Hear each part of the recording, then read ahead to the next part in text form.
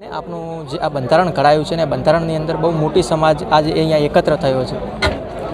આજે એક સમાજ એક રિવાજ અને એક અવાજે સમાજ ભેગો થયો છે અને સમાજના નાત ગંગા જ્યારે જ્યાં ભેગી થતી હોય અને આટલી મોટી સંખ્યામાં સમાજ ભેગો થયો તો સમાજે આ જે રિવાજો છે અને જે રિવાજો એક બનાવ્યા છે, આખા પ્રગણા અલગ અલગ હોય અને એ પ્રગણાને એક બનાવી અને એક રિવાજ એક સમાજ આ જે સૂત્ર લઈને સમાજની સમક્ષ મૂક્યું છે, સમાજે એનું પાલન કરશે અને સમાજ સંગઠિત થઈ સમાજમાંથી વ્યસન મુક્ત સમાજની રચના કરશે અને સાથે ને સાથે કુરિવાજો મુક્ત સમાજની રચના કરવામાં આવશે।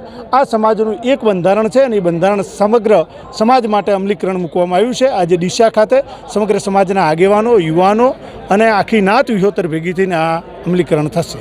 હવે રબારી સમાજને શિક્ષણની એક નવી દિશા મળશે, નવી એક પહેલ મળશે અને એ શિક્ષણને લઈને ખાસ વાત કરી છે ગોવાભાઈને અને માવજીભાઈએ। સમાજ શિક્ષિત બને, સંગઠિત બને એના માટેનું એક સૂત્ર છે કે રબારી સમાજ શિક્ષણથી ઓળખાય।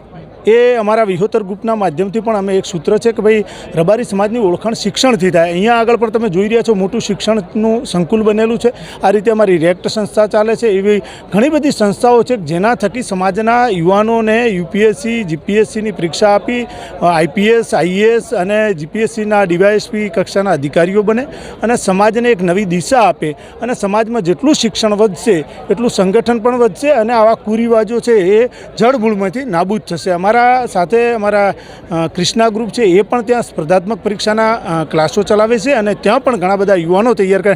આ યુવાનો જ્યારે તૈયાર થશે ને એ આવનારી પેઢી માટે સમાજનું નવું નિર્માણ થઈ રહ્યું છે। એટલા માટે લખ્યું છે કે સમાજના ભવિષ્યનું નિર્માણ આજના યુવાનો છે અને એ યુવાનો દ્વારા આ બધું કાર્ય કરવામાં આવેલું છે। એટલે બધાને આખી નાત વિહોતરને અને સંગઠનના મુખ્ય મુદ્દાઓ સાથેનું જે અમલીકરણ કરવાનું છે એ બધા જ સમાજ કરશે।